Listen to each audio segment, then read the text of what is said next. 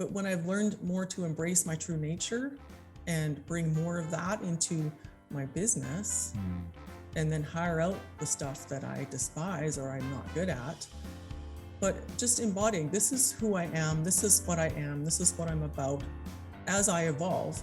But my true nature, if I'm honoring it instead of fighting it, things are a lot more fun. And there's a lot more energy within me that is attracting others to me when I'm honoring my true nature instead of pushing against it. I find this especially so with people who are sensitive. I'm Junaid Ahmed, host of Hacks and Hobbies podcast and a digital presence advisor at HumbleZone. This episode is brought to you by Home Studio Mastery. I launched a consultation and course program to help podcasters and course creators to create a space in their homes that'll reduce the friction of creating content and appearing their best when showing up on camera. The pandemic gave us a lot of issues, but this one is here to stay. We're now so much closer to our audience thanks to video becoming more popular and affordable. I help guide folks who want to create Hollywood-worthy studios to not only capture great content, but also build more confidence, more authority, and be more comfortable in front of the camera. If I can do it, you can too. And with my help, you can do it faster. So if you'd like to learn more, visit homestudiomastery.com and how you too can create a home studio that brings out your personality, professionalism, and possibilities. Thank you for tuning in to Hacks and Hobbies with your host, Junaid. We're visited by our amazing guests coming from all walks of life who want to learn their story, their struggles, and their journey on how they got to where they are today. So stick around. In this episode, we have the pleasure to speak with Ramona, an empowerment coach and trauma healer. Together, we take a walk through memory lane, unraveling Ramona's inspiring origin story and how she overcame obstacles to find her true calling.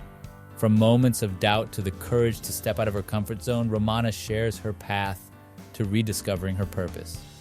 Learn how trauma healing, fitness, and empowerment coaching intertwine to create a powerful journey towards self-discovery.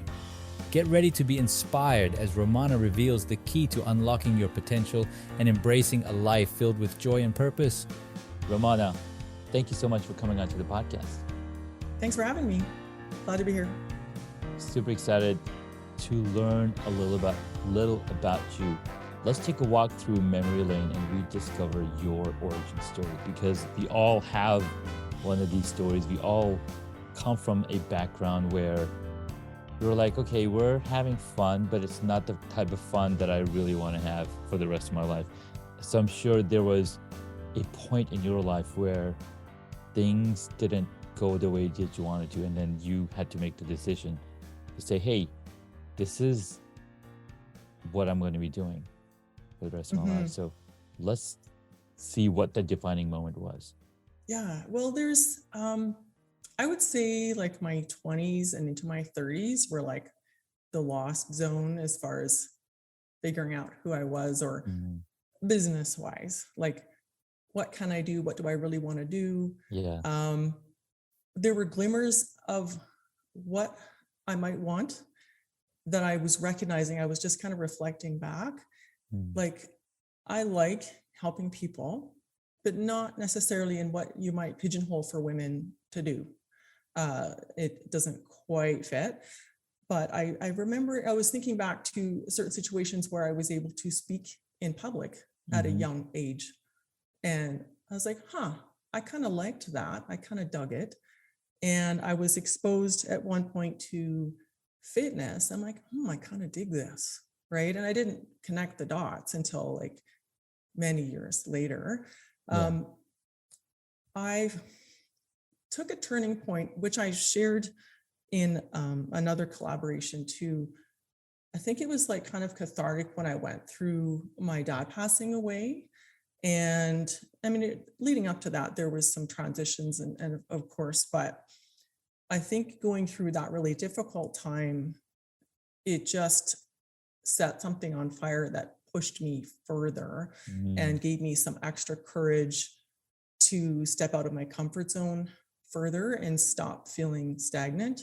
And then I started moving forward with growing my business, creating my brand, putting myself out there in a much larger way. Mm. So that's one that kind of stands out. Depends how far back you want to go, really.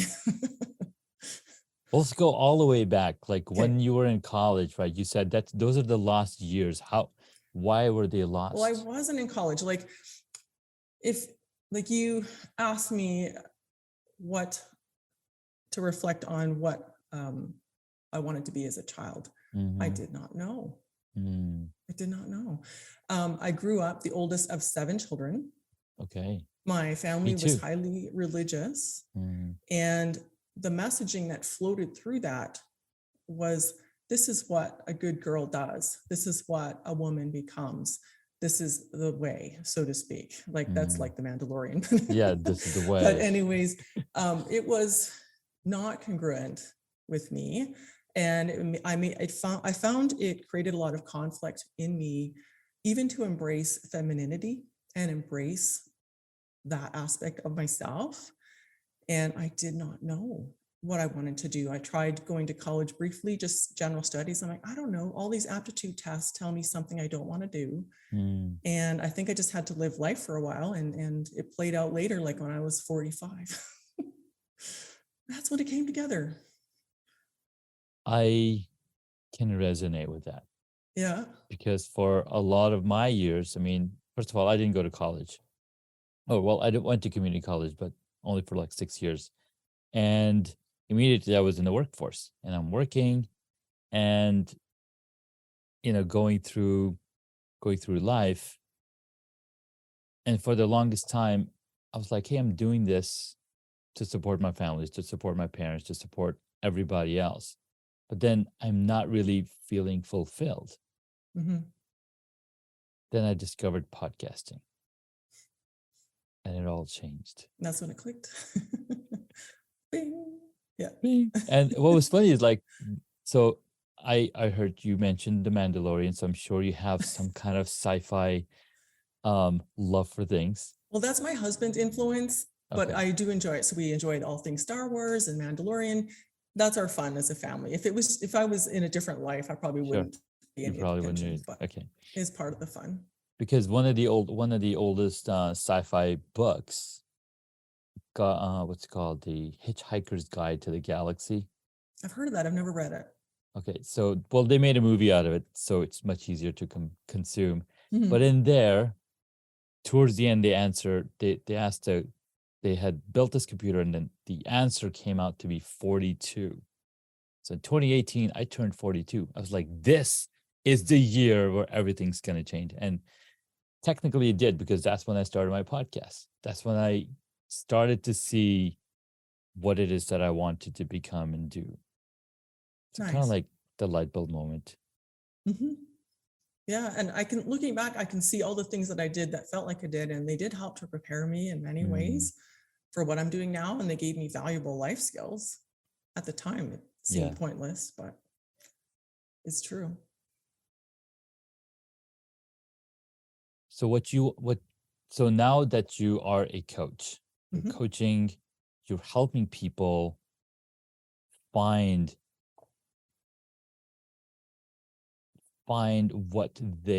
what lights them up. Mhm. Is that It's pretty true. accurate? Yes, it's hard to describe, but it's like seeing like a flower opening up Mm-hmm. or layers of dirt coming off a tulip coming out of the grass, or Yeah. and like with the work with releasing trauma, that simply just paves the way to allow more of that unfolding. So the empowerment coaching and the trauma work, they pair and they make sense. Even in the world of fitness training, it's all connected in how you exist in your life. Yeah. And it's very exciting to actually see people have the courage to move forward towards something they didn't think was possible.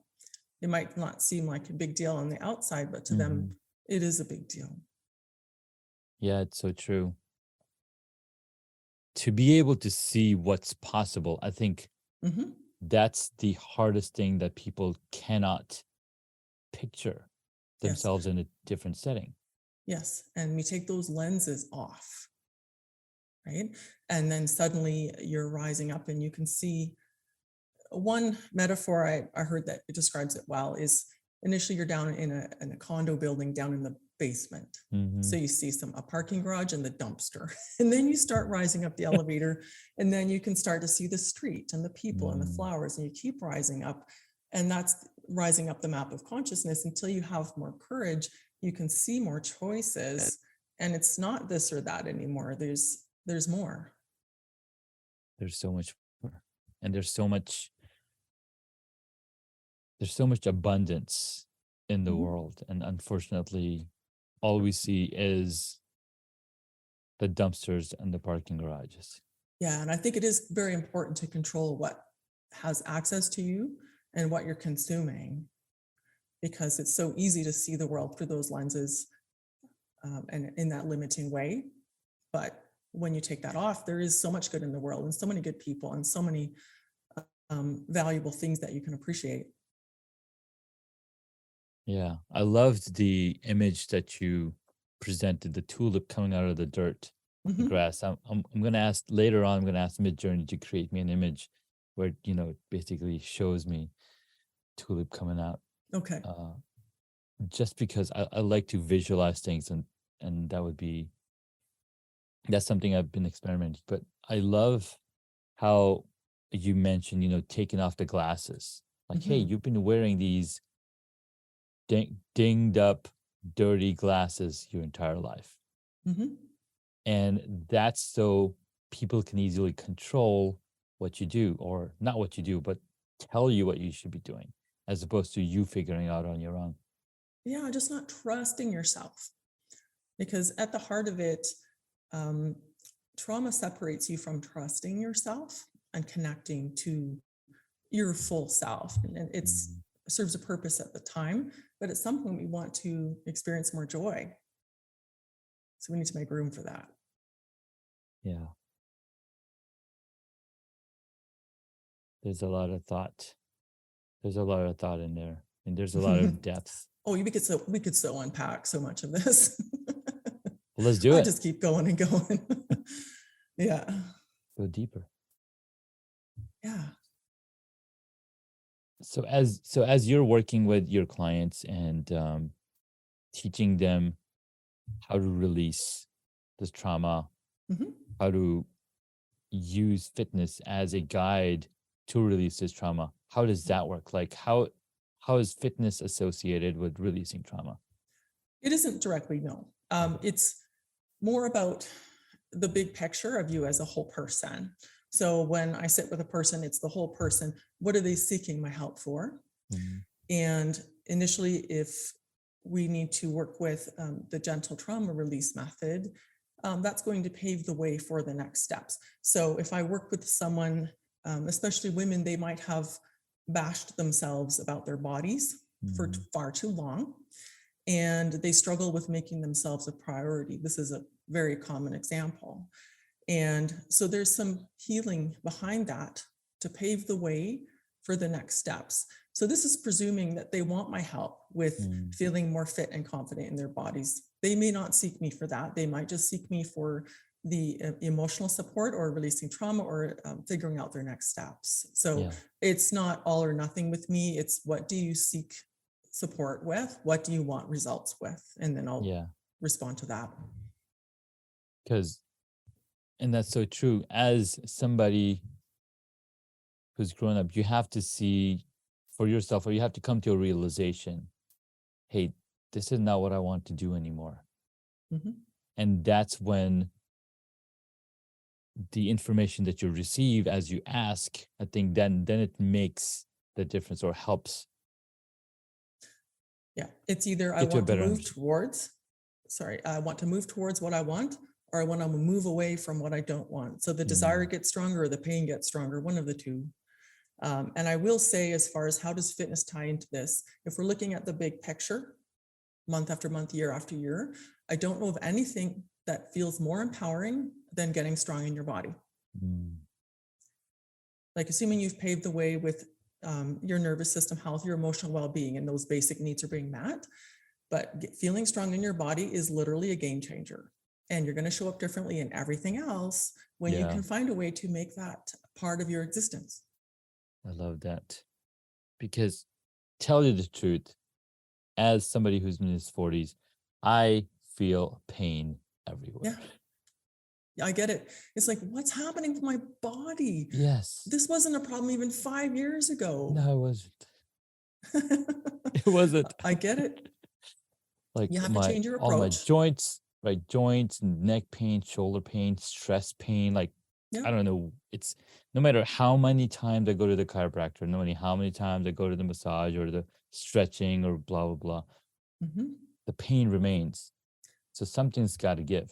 Yes. So sometimes there is the emotional part behind it. Our body, trauma is an embodied response. It's not about thinking your way through. And what I do witness with myself and others is, as trauma is released, those more intense symptoms or chronic symptoms can abate or even go away depending on how they came about in the first place.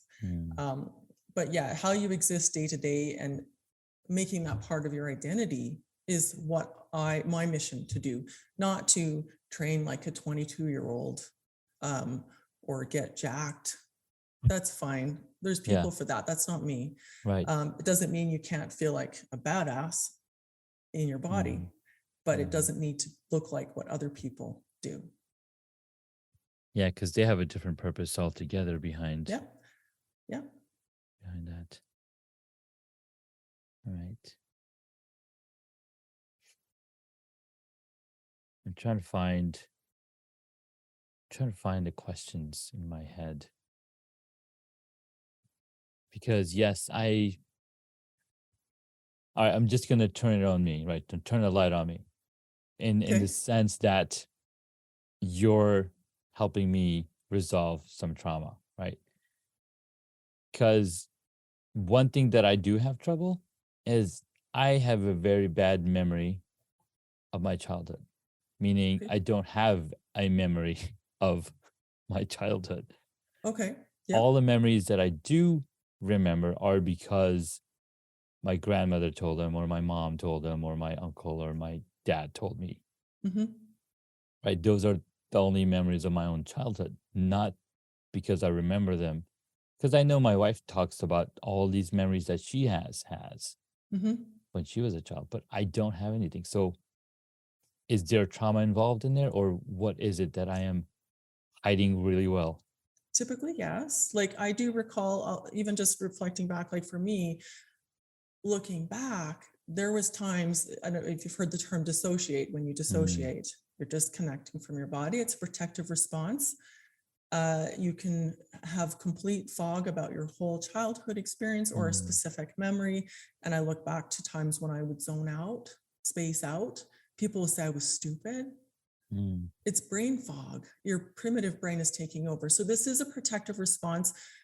It can be in response to more obvious causes of trauma, like abuse or neglect. But sometimes it's that you don't feel emotionally met. You're shut down. Your feelings aren't valid. You're not able to express. You're not able to be yourself. You're silenced. But it is a protective mechanism. So yes, it likely, like barring a medical reason, blocking out it or just not remembering large chunks of time, it's just your nervous system protecting you from feeling some kind of a threat, emotional, physical, social, anything along those lines. Yeah, there's probably a bunch of stuff down there for sure. I don't have the right tools to drill down there today. Well, it's not even about forcing yourself to remember anything. It's about feeling safe in your body, and it's more the embodied experience, which is why the work I do is unique in that I'm working with the body because it is a bodily response. Whether years, months, decades have gone by, your body keeps the score, so to speak, as Bessel van der Kolk says in his book, your body keeps the score. And just because you can think it through logically doesn't mean your body's processed and integrated back. So that's how I help people to shift in a more powerful, deep, but gentle way. You don't want to feel miserable for months and months on end. You don't want to live through difficult things over and over again. And that's not what I'm about. I love that. Ramona, that was really reflective and very deep for sure. Thank you so much for sharing. Let's take a quick break. And when we get back, you got 3 hacks to share with the audience. I'm Junaid Ahmed, host of Hacks and Hobbies podcast and a digital presence advisor at HumbleZone. This episode is brought to you by Home Studio Mastery. I launched a consultation and course program to help podcasters and course creators to create a space in their homes that will reduce the friction of creating content and appearing their best when showing up on camera. The pandemic gave us a lot of issues, but this one is here to stay. We're now so much closer to our audience thanks to video becoming more popular and affordable. I help guide folks who want to create Hollywood-worthy studios to not only capture great content, but also build more confidence, more authority, and be more comfortable in front of the camera. If I can do it, you can too. And with my help, you can do it faster. So if you'd like to learn more, visit homestudiomastery.com and how you too can create a home studio that brings out your personality, professionalism, and possibilities. Welcome back, guys. We have been speaking and talking with Ramona and learning about a lot of cool stuff. I mean, especially the practicing, the practice that Ramona practices on the gentle trauma release. I mean, it's really sounds really empowering and really helpful for people, for folks, and who knows, there's growth and healing in all sorts of different ways. So Ramona, you've got 3 hacks to share with us. Yes. So the first one would be to work with your true nature instead of against it. And because I found myself often wishing I was certain qualities, trying to shapeshift myself into certain qualities that seemed most desirable. But when I've learned more to embrace my true nature and bring more of that into my business, and then hire out the stuff that I despise or I'm not good at, but just embodying, this is who I am, this is what I am, this is what I'm about as I evolve. But my true nature, if I'm honoring it instead of fighting it, things are a lot more fun. And there's a lot more energy within me that is attracting others to me when I'm honoring my true nature instead of pushing against it. I find this especially so with people who are sensitive. So that's the first hack. The next one? First hack, accept who you are and follow, be true to your own nature. Like honor it more. Stop pushing against it. I think very recently I discovered something called human design. I've heard of that too. And when I read my reading of when this with this really good friend of mine, she read my chart. I was like, wow, this is really interesting. And it started to show me how I operated for the past decades. Like, oh, this is who I'm supposed to be, or this is who I already am, and I'm trying to be somebody else that I shouldn't need to be. Yeah, then there's not so much damn resistance all the time, right? Right. Exactly. If you're going against traffic, you're going the wrong way. You need to turn around. All right, let's hear hack number 2. I would say to question and resist labels, because we have labels we give ourselves and we have labels that we've received from others and taken them in as truth. And many of these labels are simply actually ways that we learn to survive. And this is not who you are. For example, I'm a people pleaser. No, you are not. You learn to be a people pleaser to survive. There's a difference. So question all labels, and you can peel those suckers off if they don't serve you anymore. Yeah. Wow. I feel like I'm a people pleaser. Well, so many But of maybe, us are, and I'm not, but I went the opposite way. So is with trauma, again, because I'm often coaching clients through trauma, people pleasing is a common symptom of that. It's a learned, and it's not something you can just outthink because it's so driven by your subconscious. It's a powerful drive. Yeah. But you can learn to exist differently, and there's some healing along the way. That's not who you are. Love that. Thank you so much. Hack number 3. The next one is to respect your capacity. So if we're talking about our bodies, okay, here's what I see, especially women, try to go for the gusto and all in, all in.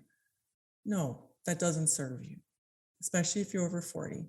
Work with the capacity that you have right now, whether it's the body you have right now, the life challenge you have right now, the stress you have right now, what you've been through recently, your goals.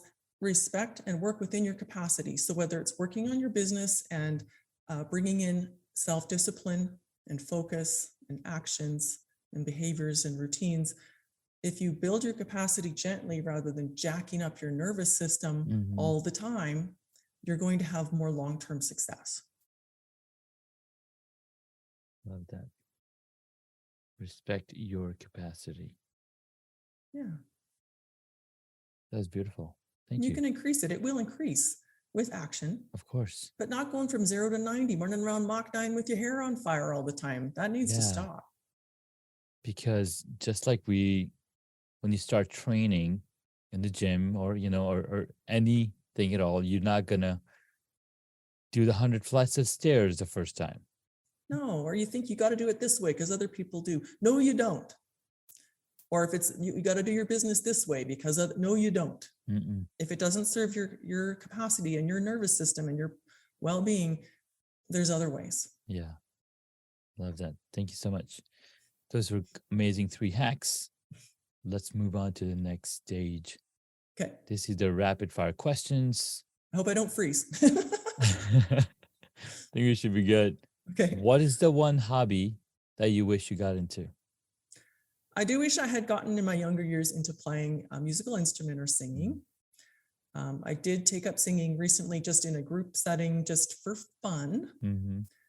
And I did have a brief stint of trying to play the viola in my mid-teens, but that didn't go well. But I wish I had taken that up. I love that. I love singing as well. I was happily in a band a long, long time ago.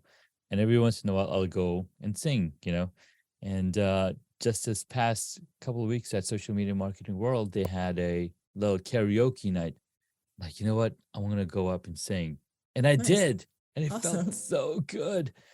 It was karaoke. Of course, the song was Bon Jovi's Living on a Prayer. That's a tough one.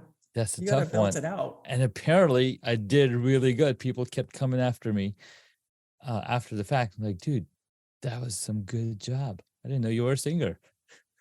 Well, I don't think I could hit that one. So good on you. No, because what was funny is that half the time I couldn't hear myself. So I was like, maybe I'm not hitting the note. Maybe there's no voice coming out of my body. Yeah, you don't get the nice mic set up with karaoke, right? You just grab the mic and go for it and hope for the best. Exactly. But it was fun. It was a lot of fun.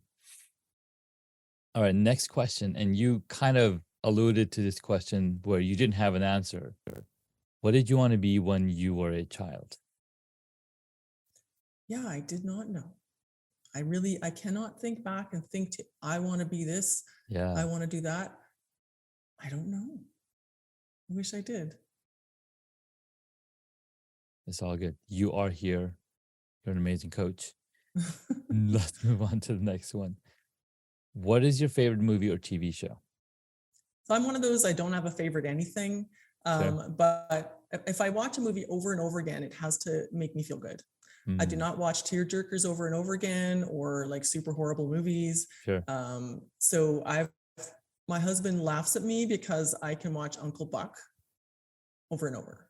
Just Uncle Buck. I enjoy fun John one. Candy, and it just makes me laugh all Yeah. the time. So that's one that came to mind because I can watch it over and over and I don't get Yeah. sick of it. I like it. One movie that I watched again, like after years and years, was Groundhog Day. Oh yes, that's another one. That's a good one. Yeah. Right? That's a really Yeah. good movie. And I loved how they used Groundhog Day to introduce the new Jeep, I think last year. Yeah. And with Clever. it was really Clever. clever. All right, next question. What movie would you choose if you got to play a character in it? Well, when I was younger, and actually this is when I was living in Oregon, Mhm. this was when the movie Grease came out. Oh I yeah. wasn't allowed to see the movie, right? I was in a What? religious family. I was too young. And looking back, the movie was Mm. inappropriate for the age I was when it came Okay. out. However, I had a neighborhood friend. We had our little cassette tape recorder player, and we played the soundtrack for Grease. I swear until my mom's ears bled, right? Over and over and over. So if I could go and play Olivia Newton-John in Mhm. Grease, Yeah. I would. I even actually did a lip sync to that at a work Christmas party with a friend years ago. I Nice. actually lip synced and acted out one of the songs, and it was a complete blast. Oh my God, that sounds so fun. That sounds so fun. I love it. Did you get to see the lip sync battle where Tom Cruise played, or he lip synced a song, the Weekend song? Can't remember it right now, but he did a really nice. This was on the Jimmy Fallon show. It's really fun. I didn't. I remember hearing something about Jimmy Fallon's comment, like, I've learned not to challenge Tom Cruise at anything, something Yes. along those lines. Yes. But no, I didn't see the lip sync. I bet it Oh, was you'll good, have though. to go check it out. It's really fun. It's really Okay. fun. All right. Yeah, I'll just check it out. Next question. Who is your favorite superhero?